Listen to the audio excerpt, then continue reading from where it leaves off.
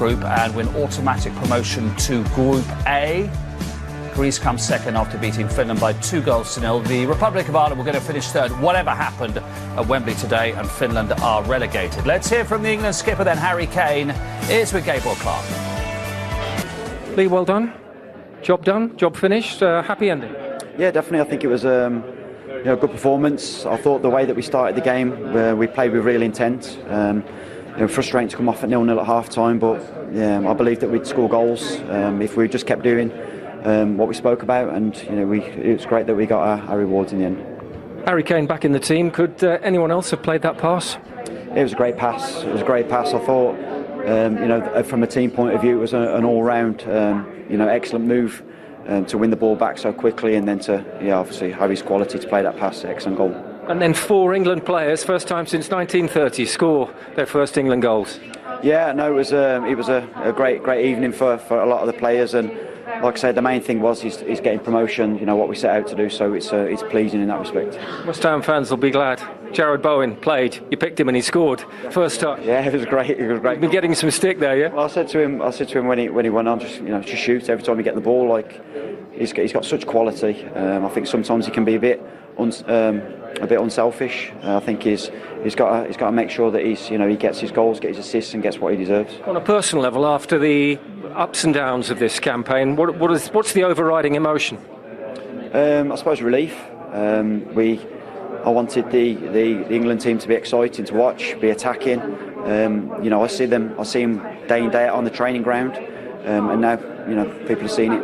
You've made some bold decisions with your selection, 8 debutants across the 6 games. Will Thomas Tuchel embrace that same talent pool? I'm not sure. I mean, I can only. Will that be your recommendation, though? Yeah, I mean, I can only do what I was in control of. I think, like I said, I don't think it's a gamble with some of these players. They're excellent players. With the mentality is what stands out for them. Any challenge you put in front of them, they want to overcome. Like I said in the past, especially with the under-21 players, they've got a history of winning and expect to win when they turn up for England.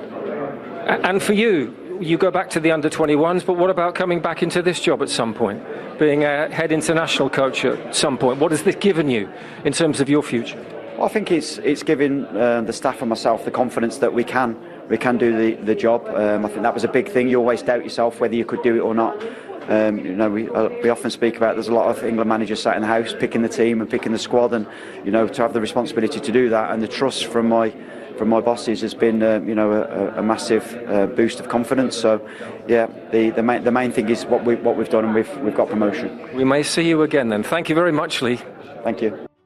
Join us today on Telegram for free and enjoy the Premier League. Don't miss out. Link in description below. He's back to the under-21s. If we go back to September in Dublin and National Anthem Gate and all that, how much of a better position has Lee Carsey left England in for Thomas Tuchel than then? It's a brilliant position, fantastic position, especially when you talk about the debutants, how well they've all done. We've mentioned that. I think that gives Tuchel the time to be able to say, right, I've got those. He would have to probably go out and look himself, try and find us maybe a Harwood Bellis and so on, instead of now Lee Carsey's put that in there and said, right, you've got all that to work with, because when he does come, he's going straight in, so he doesn't want to be, oh, God, go and find him, I've got to find him. He's got that in place already. And that's the joy of an under-20 comes to 2025. England will be drawn in a World Cup qualification group of 5 teams now. So that's 8 home and away qualifiers in March, September, October and November next year. So it's all done and dusted in the calendar year of 2025. And the Irish are in the Nations League playoffs, probably against one of Slovakia, Kosovo, Bulgaria or Armenia.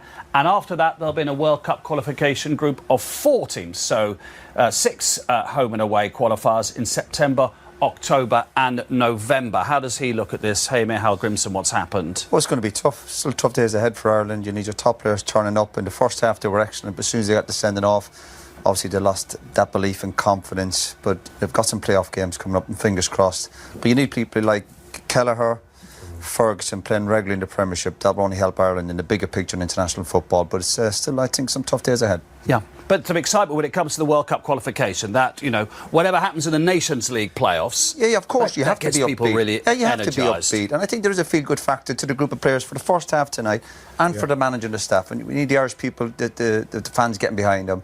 And to be fair to the Irish fans tonight, listen, they're stuck at it till the end. It's tough to swallow, but... Listen, fingers crossed, some good days ahead. This is what the FA wanted, wasn't it? Thomas Tuchel coming in, not worrying about playoffs, going straight into World Cup qualifiers. Yeah, and it's justified their approach, we've got to say. It has. Yeah, now hopefully Thomas Tuchel, we know what he's capable of. We saw what he's done. Like I said, in 20 months with Chelsea, he's got 18 months with England, and hopefully he can get these guys over the line, because that's the only thing we haven't done. Yeah, I mean, the challenge for him is absolutely black and white. He hasn't got to worry about St George's Park or the under-21s or the age groups. You come in and do what no one's done since 1966, please. And if you listen to some of his media stuff, I think that seems to suit him. I think he likes the idea of maybe getting in for a couple of years, and that's his target, like knockout football. I think it kind of suits his personality. And England have got some brilliant, talented players. It's his job just to try and bring it all together. Yeah. But obviously the next World Cup will be different because of the conditions and the heat, etc. What would your overview be? Because at half-time it was a bit plodding, as we said, from England. But as Gabriel said, his pass opened up the second half in quite a dramatic fashion. Yeah, it did. And, you know, you have to say from Ireland's point of view, you know, the sending off made a massive difference. Obviously the game opened up once that happened. Spaces appeared. But like Roy was saying in the first half, the quality wasn't there with the end ball. Some of the quality was lacking, but that, for me, was the world-class moment in that game. That pass from Harry Kane to Jude Bellingham.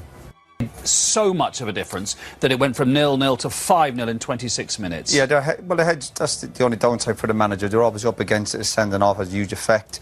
But obviously, the right decision and then the penalty. And they lost belief very, very quickly. Lost a bit of confidence, and then they conceded 3 goals in 6-7 minutes or whatever. Yeah, it was a long way back from them, and they conceded 2 or 3 from set pieces.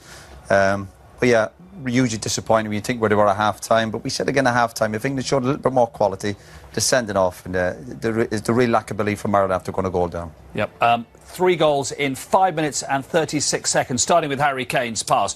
And he has shown over the last 2 or 3 years, whatever we were saying about him in the first half and stretching the game or whatever, he's got this ability, hasn't he, to pass the ball. Yeah, but then the thing, if you've got Harry Kane who's not going to be in there, then you need Jude Bellingham doing that. But like, that pass is what you take. Yeah, you get that from Trent Alexander-Arnold. I think O'Dowd could be in a bit tighter there. Of course, yeah, it should be. The ball and the pace of the ball, Roy, is fantastic. Yeah. When you watch this, well, you can see the way he cuts across. Again, not many players can do that. It's just pure quality. Ireland were just caught out a little bit. Huge moment, start of the second half. Penalty, the sending off. Kane was never going to miss it. A long way back. You know, Jude, but the penalty, I never fancy this man to miss. This is why I look at that and I think back at France. I think back to France. That's the last one he missed. He's got 23 in a row since for club and country. Absolutely, because he doesn't miss them. But and then after that, suddenly we get a bit of a Newcastle combination here. But this is poor defending. So we talked about earlier, but we don't. The crosses into the box don't have to be that brilliant. Just into the right areas. Yeah. Again, nice powerful play. Not a great ball. Poor from Ireland again. Concentration. They're probably still recovering from the first goal. I think you look at this bit here, Roy. Them two there. The communication. Not great. It's calm finish though, isn't it? Easy to. Because you just guide that in there. Yeah, you don't need to smash it. Just get the guy on, put it on target. And that's where he needs to improve, Gordon. That's where he needs to improve. But lovely technique, and you can see what it means to these players, obviously. And what England do, to be fair to them, we said in the first game against Ireland, they relaxed. They kept at it. They didn't leave Ireland off the hook, absolutely nowhere. Disappointing to concede a set piece. Another set piece, Again, good delivery. And they had a couple of warnings in the first half when Walker got a couple of opportunities. But I think Ireland are gone here. You look at the body language, they're all on their heels. They feel like it's... I bet they don't win the first header. The first one. It's just a combination of mistakes and it just leads to the goal there. Listen, nice finish, Poacher's goal. And 3-0. And we're sitting here going, this could be 5, 6 or 7. What you think he adds that's a little bit different to what was out there, Madueke, Gordon, and the other England wingers who aren't here? Both, obviously, Gordon and Madueke, very good, running with it at pace. Jared Bowen, he has got the same pace, he's got that same directness, but there seems to be a little bit more quality about him when he cuts inside like he does, or if he finds himself in a position like we found him on the edge of the box. You watch him at West Ham, very direct, very good with the ball, you know what I mean, whether he's going back or... But it's the way he pulls off. This is something they've worked on, I believe. The way, and you can see Ashley Cole and the way they celebrate, it's definitely off the training ground, isn't it? It's brilliantly worked. But the thing is the ball's coming at pace. he just kept it. He just really, kept that ball low, got his knee over it and finished it really. And just really for yourself and the Irish players here, where they're really on the ropes, though, and they see players like Bowen coming on, who want to put a marker down. What about this ball here? And this is almost as good as Kane's ball. Absolutely great header that is. It's bittersweet for me, this. Not everybody knows that is your future son-in-law. Yeah, it's not done and dusted yet. Listen, things can change very quickly in the Keane household, let me tell you. But really delighted for him. Yeah, really and over the last few months, he's got a goal threat, even playing for Southampton, and it's nice for him. He may mention at Christmas lunch that he scored on his international debut and it took you more than 3 years to get your first international goal. Is that right? It took 3 years, yeah. Yeah. Okay. There you are. That's one for him to say at lunch, isn't it? And he's wearing the 16 shirt, though, so that's nice. Yeah, no, it's good for him. Yeah. It's good for him to make his debut. And as I said, he's a bit of a goal threat, so he's a nice kid. His family's done a great job. He's a really nice kid. You know what I love about his league? All the players that Lee Carsley has brought in, where we're like, oh, he's coming in from the under. They've all made a statement. 8 of them. For him. 8 debutants. All made a statement. So it's not like he's coming in and I'm just going to play all the guys I know, the 21s. They've all made a statement so that the manager will now look and say, OK, what am I going to do here? What would your assessment be of the job he's done for England, Lee Carsley? Very, very good.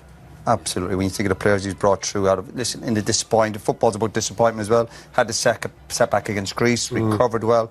Right, he said a lot of young players come in who he's known over the years, have had an impact. He's come across well. He's done an excellent job. Absolutely. Harry, it's a campaign that's had its challenges, so how good does that feel? Happy ending? Yeah, really important win for us. It's been a really good camp. Two tough games. We got the job done away in Greece, and we had to finish it here today. And it was a tough first half, but we come out second half with a lot more energy, and we finish it off. It needed a moment to unlock Ireland. Is that as good a pass as you've hit? I think so.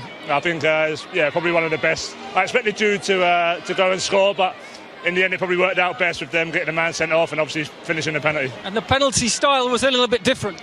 Yeah, I've been working on that. It's something I've added to my penalties over the last year or so it was nice to see it pay off. And then 4 players get their first goals for England. Yeah, amazing. We spoke a lot about in the week about opportunities for new lads, opportunity for lads who have been here and not quite got the minutes, and they showed out there why they're here, and a couple of great finishes. It was nice for Jared to come on and score straight away, so that worked pretty well as well. Lee Carsley has given players a chance, widened the talent pool. Do you think Thomas Tuchel will see it that way? Yeah, I think so. Obviously, Thomas has got a lot of players to choose from, a lot of young players who have come in and done really well. And then we've got some experienced boys who are injured who want to come back and fight for their place as well. So we've got a good balance. I'm sure he'll be looking at everyone. And come March, hopefully the lads will be ready. And what do you say about Lee Carsley? It's not always been easy. He's been in a difficult position at times. So how do you sum